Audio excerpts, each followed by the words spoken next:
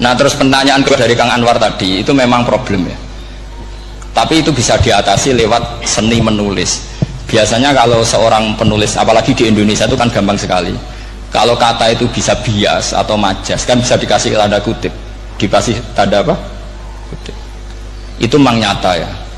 Saya pernah berdebat berkali-kali lah. Saya kan satu tim ya dengan Pak Zaini, dia seorang profesor, juga pernah tanya Gus Wafi, putrane Mbah Mun saat di Syria. Zaman itu saya Abdul Al-Buti masih hidup. Saya itu punya komunitas dokter. Ini cerita nyata ya. Yang dia tanya gini, Pak Bahak, kita ini ahli embriologi dan tidak pernah ada ceritanya ada segumpal darah dalam proses embriologi. Yang ada itu sekian zigot yang berhasil nempel di dinding rahim itu nanti yang jadi janin. Jadi kalau kita ngaji ada segumpal darah itu menjadi aneh bagi kita karena proses itu tidak ada. Ya saya jawab ya enteng saja. Ya kan yang bilang segumpal darah itu kiai kan tidak Quran.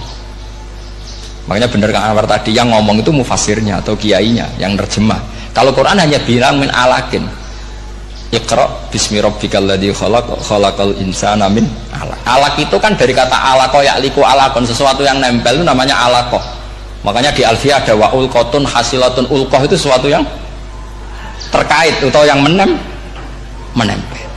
Sehingga ya pokoknya kalau alaq itu artinya tidak harus segumpal darah, bisa sesuatu yang menempel. Sama cari di kamus, dicari sama dia kamus. Aliqa ya'liqu menempel. Oh, ya oke Pak Ba, enggak masalah. Nah, lalu kalau kita memaksakan itu bukti ilmiahnya Quran ya resiko juga, nanti ada penelitian yang berbeda. Makanya kita bisa memanfaatkan tanda kutip kalau lafadz itu majas atau kata itu majas, kalimat itu majas. Atau kita menganalisis secara balaghah min jinsi dzalikat dam. Misalnya begini, saya kalau sedang benci Anda, saya akan bilang kamu itu membawa WC. Wong tak melete bawa WC ngalor ngidul, karena di perut kita memang ada kotoran. Berarti kita ini WC yang melaku ngalor ngidul. Oke, itu saat kita benci manusia. Coba sampean lihat di kitab tasawuf. Faqih fatatakabbar wa anta kanafun minal aknam, kan disebut kamu kok sombong kowe iku WC melaku.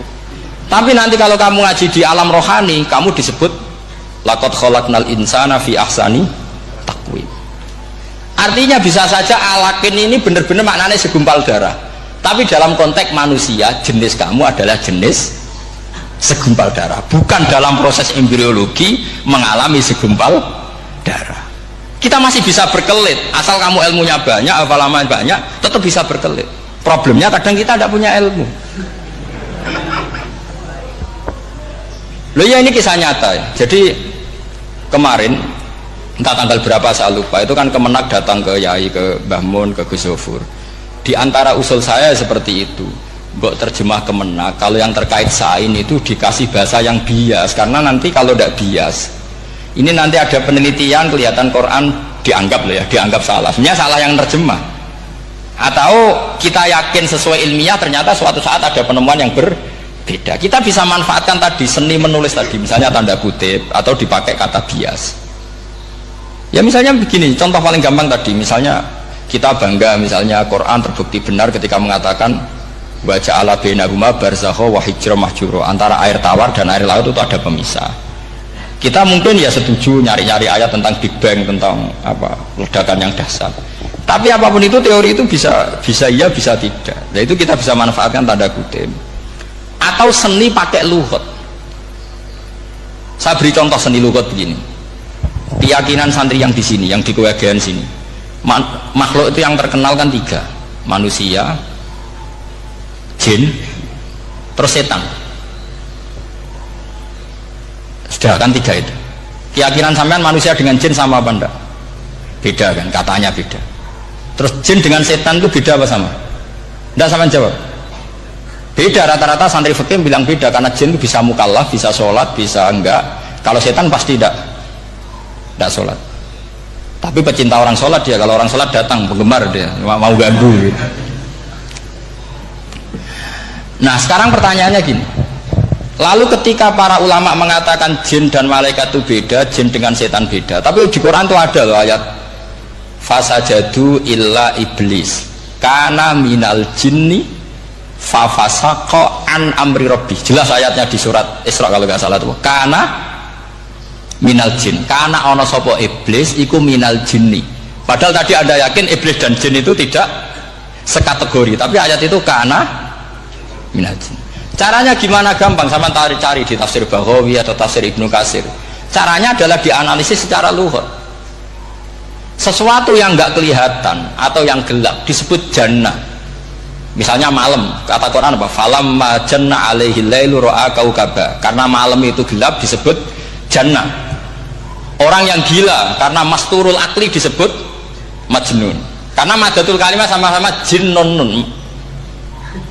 Madatul kalimah kan sama kan? Jimnun musyaddad berarti jim nun. Saya ulang lagi ya. Kalau malam disebut falamma janna alaihi lailu. Kalau orang masturul akli disebut majnun. Orang dalam kandungan disebut janin. Kullu dzalika yusamma bidzalik li'annahu mastur. Semua dinamakan itu karena mastur, tidak kelihatan. Nah, sekarang sampai tak tanya, iblis itu kelihatan apa enggak? Enggak. Berarti kalau kana ana sapa iblis minal jinni setengah barang sing ora ketok. Kecumanane minal jinni kelompok jin. Nanti kamu masalah dengan kiai Anda meyakini, "Lho jin kok iblis?" Beda. Jin niku iso ngaji. Ya gampang saja, kalau jin yang sakolen ya jin yang bisa Islam bisa kafir. Tapi kalau kata jin yang dalam ilah iblis, karena minal jinni minal masturin, sama yang saya maksud, tetap bisa ada solusinya. Makanya ngaji itu jangan hanya Ibnu Katsir. Ibnu Katsir itu beliau hanya menjawab lewat riwayat, beliau jarang bermain di lafadz. Tapi kalau sampean ngaji kayak tafsir Baghawi, kayak tafsir apa itu subhanallah ya Baghawi, terus Bedawi, itu nganalisnya sering pakai lafaz dan itu menjadi mudah. Misalnya lagi begini, sholat kita ini ya sholat yang muftatahatun bitakbir, muftatamatun bitaslim. Tapi kita secara lughat jelas as-sholat lughatan ad-du'a. Dan ada lafaz di Quran yang nggak mungkin kita maknani sholat itu dengan makna sholat sing mustalah alaihim tal fuqaha, yaitu di ayat khud min amwalihim shadaqatan tutahhiruhum wa tuzakkihim biha wa sholli alaihim inna sholataka sakanul lahum. Muhammad, kalau ada orang zakat ke kamu, sholli alaihim, kamu harus mensolati mereka. Wong cek urip kok di solati, pasti maknane sholli ai utulahum, kamu mendoakan. Terus inna sholataka sakanul lahum ai du'auka sakanul lahum, doa kamu membuat mereka tenang. Paham saya belum maksud? Lagi-lagi kita, kalau Anda janggal secara ilmiah, ya sama seperti misalnya katanya bumi menurut Quran itu diciptakan dalam masa 6 hari, padahal menurut teori Big Bang sekian juta tahun. Lu yaumin itu maknanya tidak harus 24 jam. Kullahinin bisa disebut kullah yaumin.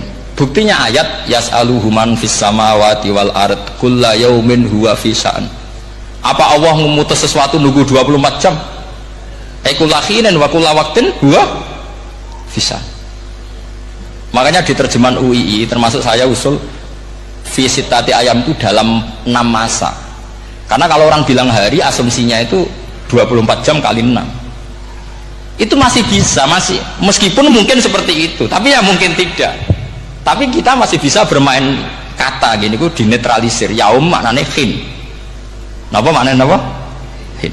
Kayak di apa? Yas'aluhu man fis samawati wal ardi kulla yaumin huwa fisa. Kayak di ayat lagi, limanil mulkul yaum. Allah tanya itu ketika di akhirat apa di dunia? Tidak, sama jawab di akhirat. Ketika nanti di akhirat Allah tanya, liman iku kedua sopo al mulku te kerajaan al yauma, limanil mulkul yaum lillahil wahidil fa inna fil akhirah laisa hunaka yaumun wala hunaka sa'a wala hunaka misalnya arbaun wa isyruna sa'. Di akhirat tidak ada 24 jam. Istilahnya Allah ya limanil mulkul yaum. Paham sih maksud? Jadi lagi-lagi syaratnya hafal tadi.